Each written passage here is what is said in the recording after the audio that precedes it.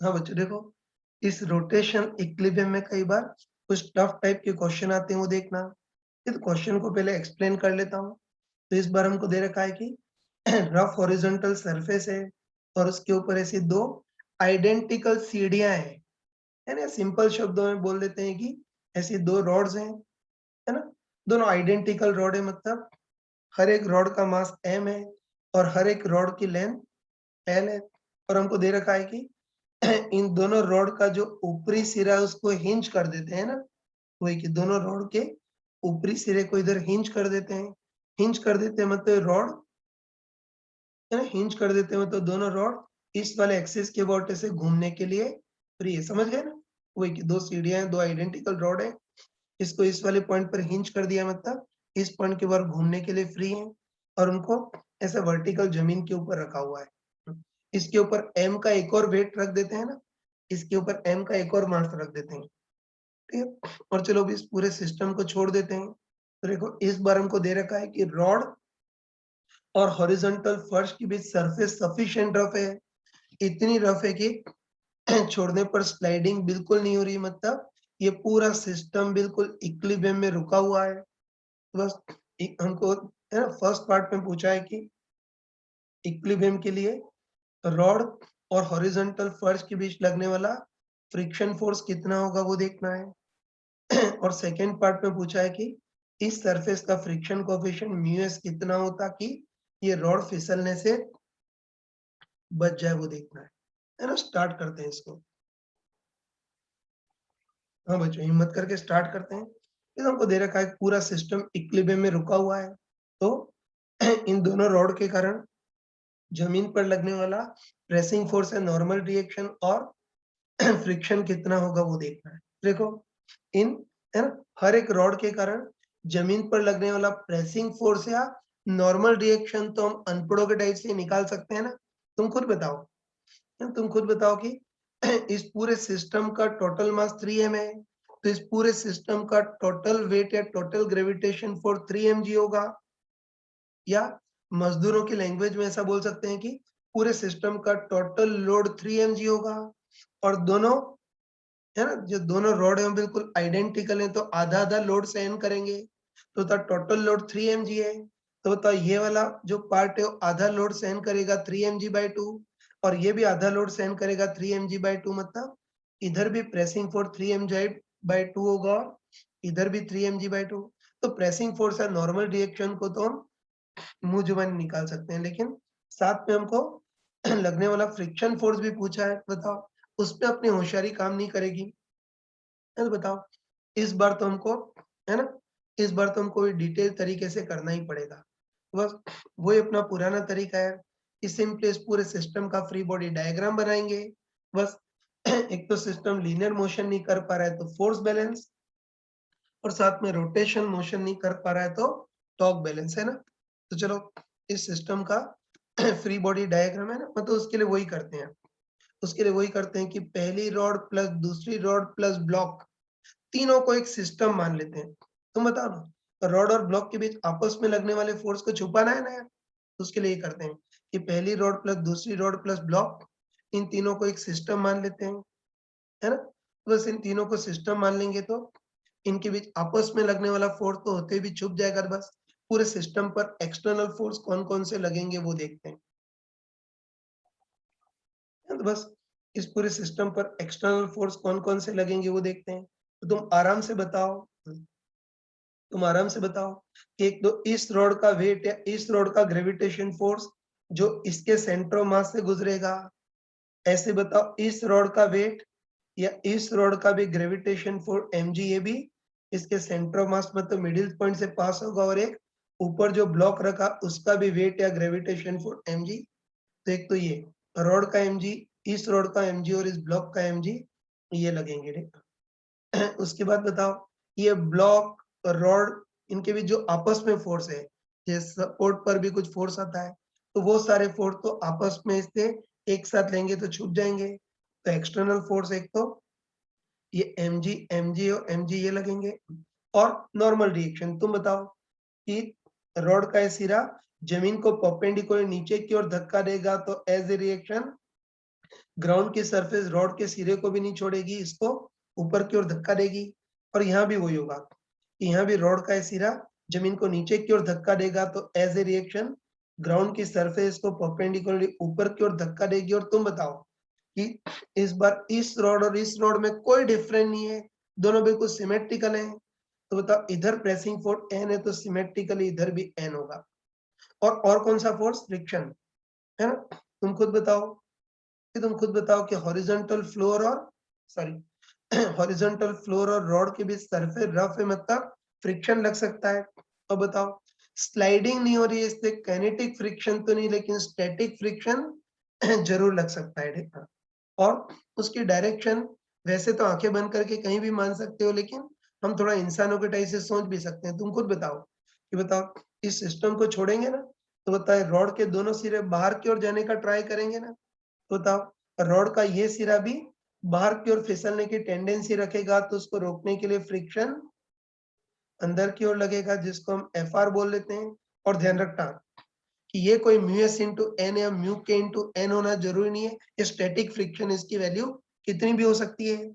और इसके साथ भी ये होगा कि रॉड का ये वाला पार्ट भी बाहर की ओर फिसलने की टेंडेंसी रखेगा, तो स्टैटिक फ्रिक्शन अंदर की ओर लगेगा। बस ये इसका फ्री बॉडी डायग्राम बना दिया, शायद कंफ्यूजन नहीं होगा कि पहली रॉड प्लस दूसरी रॉड प्लस ब्लॉक को एक सिस्टम मान लिया, तो इनके बीच आपस में लगने वाले फोर्स होते भी छुप जाएंगे। तो बस एक्सटर्नल फोर्स कौन कौन से लगेंगे? इस रॉड का एमजी, इसका एमजी और ब्लॉक का एमजी। उसके बाद इधर जमीन के कारण धक्का एन, तो सिमेट्रिकली इधर भी जमीन के कारण धक्का एन। और रॉड का ये सिरा आगे की ओर फिसलने का ट्राई करेगा, तो रोकने के लिए फ्रिक्शन अंदर की ओर। और ये सिरा भी लेफ्ट डायरेक्शन में फिसलने की टेंडेंसी रखेगा, तो रोकने के लिए स्टैटिक फ्रिक्शन ये भी अंदर की ओर, है ना? तो बस ये इसका फ्री बॉडी डायग्राम बना दिया। और तुम बताओ कि बहुत स्मार्टली किया, तो इस बार एफ आर और एन केवल दो ही वेरिएबल हैं, है ना? वो स्मार्टली किया तो एफ आर और एन केवल दो ही वेरिएबल हैं, तो बस दो वेरिएबल है तो हमको दो इक्वेशन चाहिए, है ना?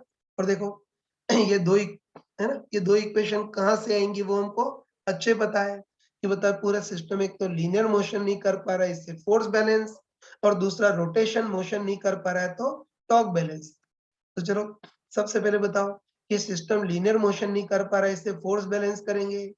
तो एक तो ऊपर नीचे वाले फोर्स बैलेंस करेंगे और एक आगे पीछे वाले। चलो पहले ऊपर नीचे वाले फोर्स बैलेंस करते हैं। तो बताओ, है ना? बताओ ऊपर की ओर n प्लस एन मतलब 2n है, और नीचे की ओर mg और mg 3mg। तो बस ऊपर नीचे फोर्स बैलेंस कर सकते हैं ना, तो ऊपर की ओर 2n इक्वल टू नीचे की ओर 3mg।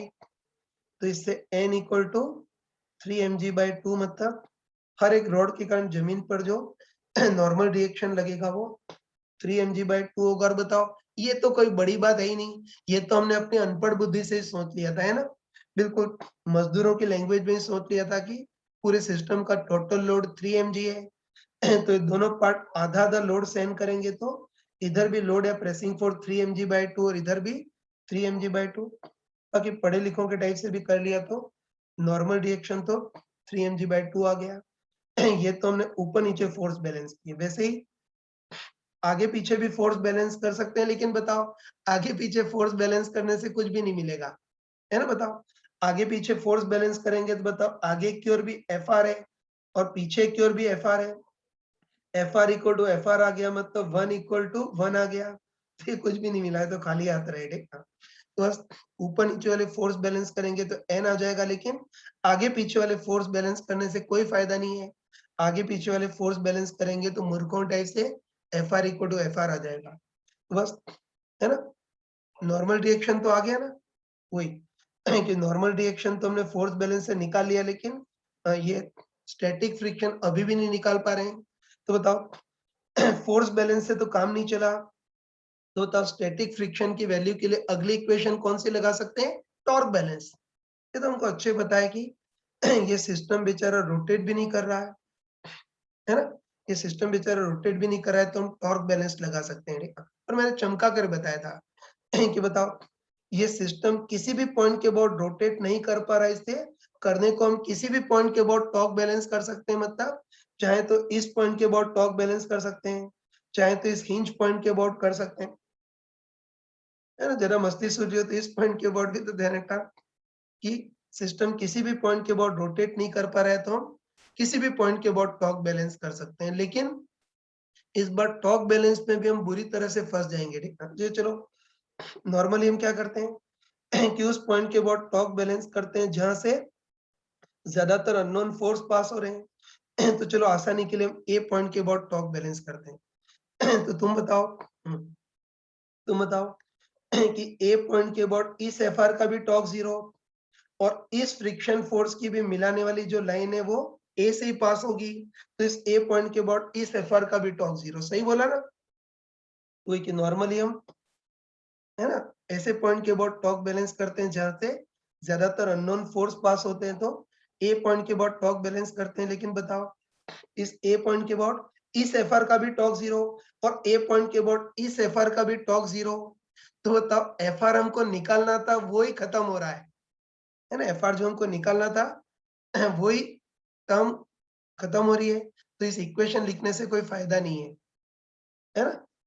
तो ये तो अपना वेस्ट गया, ठीक है। चलो दूसरा करते हैं, इस पॉइंट के बाद टॉर्क बैलेंस करते हैं। तो बताओ इस पॉइंट के बाद भी वही है कि इस एफ आर का भी टॉर्क 0 और इसका भी 0। एफ आर जो निकालना था वही है ना, उसी का टॉर्क 0 वही इक्वेशन में आ ही नहीं रहा है, फिर इक्वेशन लिखने से मतलब ही नहीं है। और इस बार तो हम बुरी तरह से फंस गए हैं। तुम बताओ इसी पॉइंट के बाद टॉर्क बैलेंस करेंगे तो एफ आर आएगा ही नहीं जैसे कोई डेढ़ बुद्धि पर्सन है ना, कोई डेढ़ बुद्धि पर्सन इस हिंज पॉइंट के अबाउट टॉर्क देख सकता है ना, हिंज पॉइंट के अबाउट टॉर्क बैलेंस कर सकता है। तुम बताओ, है तुम बताओ कि हिंज पॉइंट के अबाउट इस एफआर का टॉर्क ऐसा मतलब एंटी क्लॉकवाइज आएगा, और हिंज पॉइंट के अबाउट इस एफआर का टॉर्क ऐसा मतलब क्लॉकवाइज आएगा। और चलो तुम अपने फीलिंग से बताओ है ना, फीलिंग से बताओ कि हिंज पॉइंट के अबाउट इस एफआर का टॉर्क जितना एंटी क्लॉकवाइज इस एफआर का टॉर्क उतना ही क्लॉकवाइज, तो एफआर के टॉर्क से एफआर का टॉर्क कैंसिल हो गया। बताओ एफआर जो हमको निकालना था वही कैंसिल हो रहा है, फिर इक्वेशन लिखने से कोई फायदा नहीं है। और है ना, और तुम अच्छे ध्यान रखना कि केवल हिंज पॉइंट के अबाउट ही नहीं, है ना, हिंज पॉइंट के अबाउट ही नहीं, तुम चाहे किसी भी पॉइंट के अबाउट देखो, है ना, किसी पॉइंट के अबाउट देखो, हर पॉइंट के अबाउट इस एफआर का टॉर्क जितना एंटी क्लॉकवाइज इस एफआर का टॉर्क उतना ही क्लॉकवाइज होगा, तो ये एफआर के टॉर्क आपस में ही कट मरेंगे। तो एफआर जो हमको निकालना है वही कैंसिल हो रहा है, तो फिर इक्वेशन लिखने से कोई मतलब नहीं है। तो इस बार हम बुरी तरह से फंस गए, है ना। तुम खुद बताओ, इस बार एफआर निकाल ही नहीं पा रहे हैं, जहां भी एफआर निकालने का प्रयास करते हैं दोनों एफआर के टॉर्क कैंसिल हो जाते हैं, ठीक है। इस बार हम बुरी तरह से फंस गए, तो अब एफआर कैसे निकाले वो देखना है ना। तो इस बार हम थोड़ी सी स्मार्टनेस लगाते हैं। तुम खुद बताओ, तुम खुद बताओ कि अगर दोनों एफआर साथ में रहेंगे तब तो कट मरेंगे, मतलब बिल्कुल इसके टॉर्क कैंसिल हो जाएंगे, तुमको कुछ भी नहीं मिलेगा। ध्यान रखना तुम यार कि दोनों एफआर अगर साथ में रहेंगे तब तो इनके टॉर्क कैंसिल हो जाएंगे, तब तो इक्वेशन में आ ही नहीं पाएगा। तो बस एफआर की वैल्यू निकालनी है, तो उसके लिए हम चाहते हैं कि एक ही एफआर इक्वेशन में है, दोनों एफआर आ गए तो आपस में ही कट मरेंगे, ठीक है। तो बस एफआर की वैल्यू के लिए हम चाहते हैं कि इस बार केवल एक ही एफआर आए, ऐसा चाहते हैं।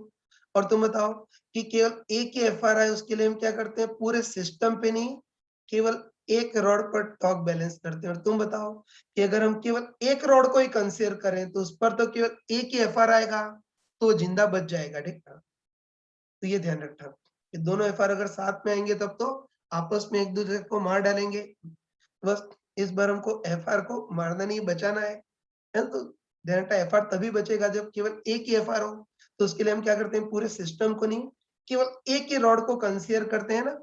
तो पूरे सिस्टम को नहीं केवल एक ही रॉड को कंसीडर करते हैं, केवल एक रॉड पर टॉर्क बैलेंस करते हैं, है ना। एक ही रॉड को कंसीडर करेंगे तो उसमें केवल एक ही एफआर आएगा तो वो बच जाएगा। तो उसके लिए हम क्या करते हैं, पूरे सिस्टम को नहीं केवल एक ही रॉड को कंसीडर करते हैं, है ना। तो हम ऐसा करते हैं, केवल इसी रॉड को कंसीडर करते हैं ओनली, है ना, ओनली इसी रॉड का फ्री बॉडी डायग्राम बनाते हैं। मतलब अब पूरे सिस्टम पे नहीं, अकेले इस रॉड पर कौन कौन से फोर्स लगेंगे वो देखते हैं। तुम स्मार्टली बताओ कि बताओ अकेले इस रॉड पर कौन कौन से फोर्स लगेंगे।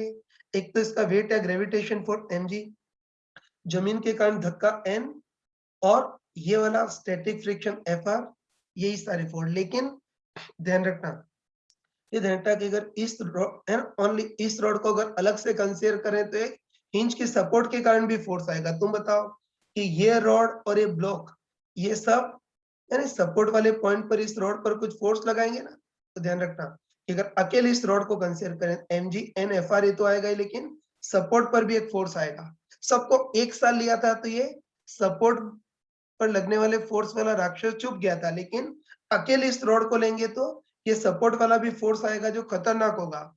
उसकी वैल्यू भी कितनी भी हो सकती है और डायरेक्शन भी कैसा भी अजीब हो सकता है। तो ये ध्यान रखना कि अकेले इस एक रॉड को कंसीडर करेंगे तो MGN और FR तो आएंगे ही, लेकिन अब सपोर्ट या हिंज के कारण लगने वाला फोर्स भी आएगा जो कितना भी हो सकता है, डायरेक्शन भी कैसी भी हो सकती है। तो बस अब हमको इस वाले राक्षस से डर लग रहा है, मतलब सपोर्ट या हिंज पर लगने वाले फोर्स से डर लग रहा है, तो इससे मुक्ति पाने के लिए हम इस एक रॉड का ओनली हिंज पॉइंट के अबाउट टॉर्क बैलेंस करेंगे।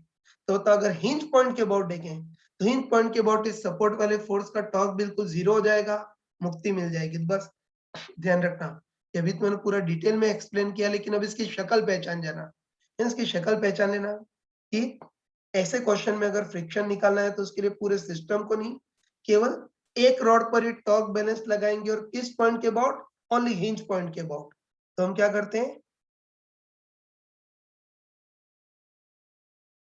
ओनली हिंज पॉइंट के अबाउट,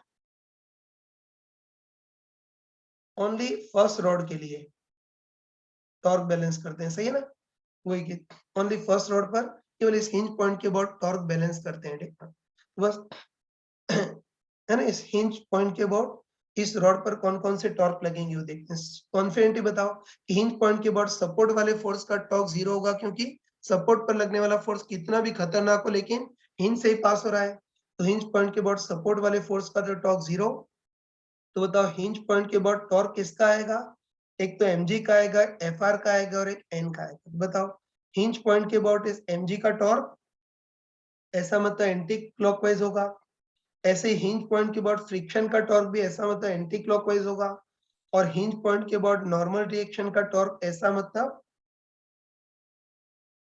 क्लॉकवाइज होगा, ठीक है। बस आराम से बताओ कि इक्विलिब्रियम के लिए ये एंटी क्लॉकवाइज और क्लॉकवाइज टॉर्क आपस में बैलेंस होने चाहिए। चलो पहले एंटी क्लॉकवाइज देखते हैं। तो बताओ हिंज पॉइंट के अबाउट इस mg का टॉर्क ऐसा मतलब एंटी क्लॉकवाइज होगा और कितना होगा, simply F R sine theta.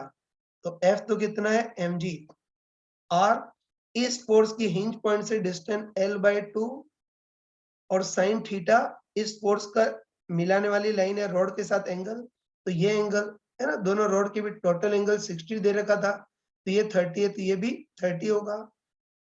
तो एफ आर साइन थीटा की जगह 30, ये एंटी क्लॉकवाइज। और हिंज पॉइंट के बाद एफ आर का टॉर्क भी एंटी क्लॉकवाइज होगा, F R sine theta, F की जगह एफ आर, आर इस फोर्स की हिंज पॉइंट से डिस्टेंस एल और साइन थीटा क्या होगा, फोर्स का मिलाने वाली लाइन है रॉड के साथ एंगल। तो तुम आराम से बताओ, ये तुम आराम से बताओ कि ये एंगल 30 है तो ये भी 30, ये 30, ये 90 तो ये 60, एफ आर साइन थीटा की जगह 60, तो ये तो एंटी क्लॉकवाइज टॉर्क आ गया। और बताओ हिंज पॉइंट के बाद नॉर्मल डायरेक्शन का टॉर्क क्लॉकवाइज होगा और कितना होगा, F R sine theta, F की जगह एन, आर होगा इस फोर्स की हिंज पॉइंट से डिस्टेंस एल और साइन थीटा फोर्स का मिलाने वाली लाइन है रॉड के साथ एंगल।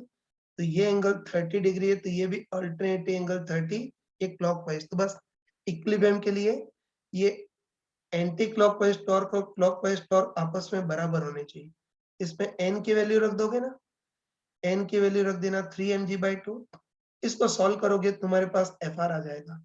इतना कर लोगे ना, टाइम नहीं है तो डायरेक्ट बता रहा हूँ कि इसको सॉल्व करोगे तो तुम्हारे पास fr आएगा, आई थिंक mg/√3। बस स्टैटिक फ्रिक्शन की वैल्यू mg/√3 आ जाएगी। कैलकुलेशन तुम खुद कर लेना। तो क्वेश्चन का फर्स्ट पार्ट कर लिया, अब सेकंड पार्ट तो इजीली कर ही सकते हैं। देखो सेकंड पार्ट में पूछा है कि रॉड और हॉरिजॉन्टल फ्लोर के बीच फ्रिक्शन कोएफिशिएंट कितना हो ताकि रॉड फिसलने से बच जाए, टू प्रिवेंट स्लाइडिंग, है ना। तो ये तो मैंने अभी तुमको चमका कर बताया ना, ये अभी तुमको चमका कर बताया, आगे एनालिसिस करने की जरूरत नहीं है ना। हमको अच्छे याद है कि पूरे रिजिड बॉडी में अगर कभी भी फिसलने से रोकने की कंडीशन पूछे तो बस एक ही चीज चमक जानी चाहिए कि फिसलने से रोकने के लिए F R should be less than equal to mu S into N. तो एफ आर की वैल्यू तो कितनी है, mg/√3, that should be less than mu S into N, या प्रेसिंग फोर्स कितना था 3mg/2। तो इसको सॉल्व करेंगे तो mu S greater than equal to 2/3√3, बस फिसलने से रोकने के लिए म्यूएस की वैल्यू 2/3√3 है, इससे ज्यादा होनी चाहिए, तो म्यूएस की मिनिमम वैल्यू 2/3√3 तो होनी चाहिए। तो देखो अभी तो इसको डिटेल में बता दिया, लेकिन जस्ट 1 मिनट में तुम इसको कर सकते हो, ठीक है। सिंपली फ्री बॉडी डायग्राम बनाना, और सिस्टम इक्विलिब्रियम में तो एक तो फोर्स बैलेंस कर देना, फोर्स बैलेंस से नॉर्मल रिएक्शन आ जाएगा। लेकिन ये फ्रिक्शन बहुत बुरा प्रॉब्लम कर रहेगा, तो ध्यान रखना कि ऐसे केस में फ्रिक्शन निकालने के लिए पूरे सिस्टम पर टॉर्क बैलेंस से काम नहीं चल रहा है, क्योंकि सिस्टम को कंसिडर करेंगे तो दोनों फ्रिक्शन के टॉर्क आपस में ही कैंसिल हो रहे हैं। बस फ्रिक्शन की वैल्यू निकालने के लिए पूरे सिस्टम पे नहीं, केवल एक रॉड पर टॉर्क बैलेंस करेंगे, लेकिन एक रॉड पर टॉर्क बैलेंस करेंगे तो ओनली एंड ओनली इस हिंज पॉइंट के अबाउट, ताकि इस सपोर्ट पर लगने वाला फोर्स इस राक्षस से मुक्ति मिल जाए। हाँ बच्चों, अभी जो टफ क्वेश्चन किया था उसी पे बेस एक क्वेश्चन मैं तुमको दे रहा हूँ, ध्यान से देखना। ये सेम उसी टाइप का क्वेश्चन है। तो इस बार भी हमको दे रखा है कि दो यूनिफॉर्म सीढ़ियां मतलब रॉड्स हैं, है ना। हर एक रॉड का मास m, लेंथ l, इनको ऊपर वाले पॉइंट पर वही हिंज कर दिया है, लेकिन पहले हर एक का डिफ्लेक्शन एंगल 30 डिग्री था। इस बार दोनों का डिफ्लेक्शन एंगल 60 डिग्री है। इसके ऊपर m मास का कोई ब्लॉक भी रख दिया है, लेकिन इस बार नीचे की सरफेस बिल्कुल स्मूथ है, मतलब इस बार फिसलने से रोकने के लिए फ्रिक्शन तो हो ही नहीं सकता है। तो इस बार फिसलने से रोकने के लिए क्या किया है कि इस रॉड और इस रॉड के सेंट्रोमास को हमने धागे से जोड़ दिया है। तो बताओ, है ना। तो नीचे सरफेस स्मूथ है, तो फ्रिक्शन तो नहीं है, लेकिन इस बार सिस्टम को फिसलने से रोकने के लिए दोनों रॉड के सेंट्रोमास को धागे से जोड़ दिया, और हमको दे रखा है कि अभी ये सिस्टम बिल्कुल इक्विलिब्रियम में मतलब रुका हुआ है। बस एक तो हमको देखना है कि इक्विलिब्रियम में धागे में टेंशन कितनी होगी, वो देखना है। और दूसरा, हर एक रॉड के कारण ग्राउंड की सरफेस पर प्रेसिंग फोर्स या नॉर्मल रिएक्शन कितना होगा, वो देखना है। तुम खुद बताओ, ये क्वेश्चन काफी हद तक पिछले क्वेश्चन जैसा ही, बस एक ही डिफरेंस है कि पिछले क्वेश्चन में रॉड को बाहर की ओर फिसलने से रोकने का काम फ्रिक्शन कर रहा था, और इसमें बाहर की ओर फिसलने से रोकने का काम रस्सी की टेंशन कर रही है। तो पिछले क्वेश्चन में जो काम फ्रिक्शन कर रहा था, इधर लगभग लगभग वही काम टेंशन कर रहा है। तो इस बार नॉर्मल रिएक्शन कितना होगा और टेंशन कितना होगा, ये तुमको करना है। 2 मिनट के लिए वीडियो पॉज करो और फटाफट ट्राई करो। हाँ बच्चों, मेरे ख्याल जो भी सिंसियर होगा उसने कर लिया होगा। अब इसको मैं फटाफट बता देता हूँ। तो वही पूरा सिस्टम है जो इक्विलिब्रियम में रुका हुआ है, तो रस्सी में टेंशन कितनी होगी और इधर प्रेसिंग फोर्स है, नॉर्मल रिएक्शन कितना होगा वो देखना है। तो वैसे नॉर्मल रिएक्शन तो डायरेक्ट निकाल सकते हो। बताओ, इस पूरे सिस्टम का टोटल लोड कितना है, 3mg। तो बताओ, ये वाला पार्ट और ये वाला पार्ट बराबर बराबर, मतलब आधा आधा लोड सहन करेगा। टोटल लोड 3mg है, तो ये आधा मतलब 3mg/2, और ये भी 3mg/2 जितना लोड सहन करेगा। तो हर एक रॉड के कारण जमीन पर प्रेसिंग फोर्स तो 3mg/2 आएगा, डायरेक्ट कर सकते हैं, लेकिन साथ में टेंशन भी निकालनी है। तो चलो ज्यादा होशियारी नहीं दिखाते, सीधे सारे बच्चों टाइप से करते हैं। मतलब बिल्कुल सिंपली इसका फ्री बॉडी डायग्राम बनाएंगे। बस एक तो फोर्स बैलेंस और एक टॉर्क बैलेंस, चलो, है ना। पहले फ्री बॉडी डायग्राम बनाते हैं। तो तुमको, है ना, तुमको कहने की जरूरत नहीं है कि सिंपली, है ना, सिंपली पहली रॉड प्लस दूसरी रॉड प्लस ब्लॉक सबको एक सिस्टम मान लेते हैं। तुमको पता है कि सबको एक सिस्टम मान लेंगे तो हिंज पॉइंट पर इनके बीच जो आपस में लगने वाला फोर्स है होते हुए भी छुप जाएगा। तो बताओ, पूरे सिस्टम पर एक्सटर्नल फोर्स कौन कौन से होंगे। एक तो इस रॉड का mg, एक इस रॉड का mg जो सेंट्रो मास से गुजरेगा, एक इस ब्लॉक का mg, ये लगेंगे।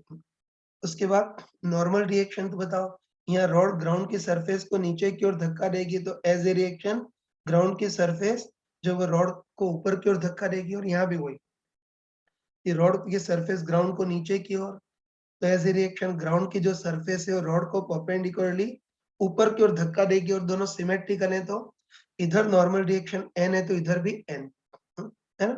और देखो एक और फोर्स लगेगा, कौन सा, टेंशन, है ना। तुम बताओ, ये जो रस्सी है, ये तो बताओ जो रस्सी है वो रॉड के सेंट्रोमास को खींचेगी, क्या हो रहा है, ये रस्सी रॉड के सेंट्रोमास को खींचेगी टेंशन टी से, और ये वाली भी रस्सी रॉड के सेंट्रोमास को खींचेगी टेंशन टी से।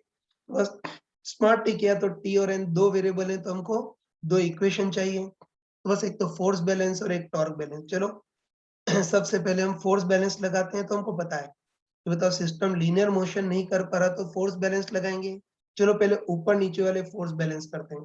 तो ऊपर की ओर n प्लस एन मतलब 2n, और नीचे की ओर mg प्लस mg मतलब 3mg। तो इससे n इक्वल टू 3mg/2। तो ये तो हमने अपने अनपढ़ बुद्धि से देख लिया था कि हर एक रॉड के कारण जमीन पर प्रेसिंग फोर्स या नॉर्मल रिएक्शन तो 3mg/2 आएगा। ये तो ऊपर नीचे किया, वैसे आगे पीछे भी फोर्स बैलेंस कर सकते हैं, लेकिन हमको कुछ भी नहीं मिलने वाला। बताओ आगे की ओर भी टी और पीछे की ओर भी टी है, तो आगे पीछे फोर्स बैलेंस करेंगे तो टी इक्वल टी मतलब 1 = 1 आ गया, काम नहीं चला। ठीक, बताओ अब टेंशन निकालनी है ना, तो टेंशन निकालने के लिए दूसरी इक्वेशन कौन सी लगा सकते हैं, टॉर्क बैलेंस।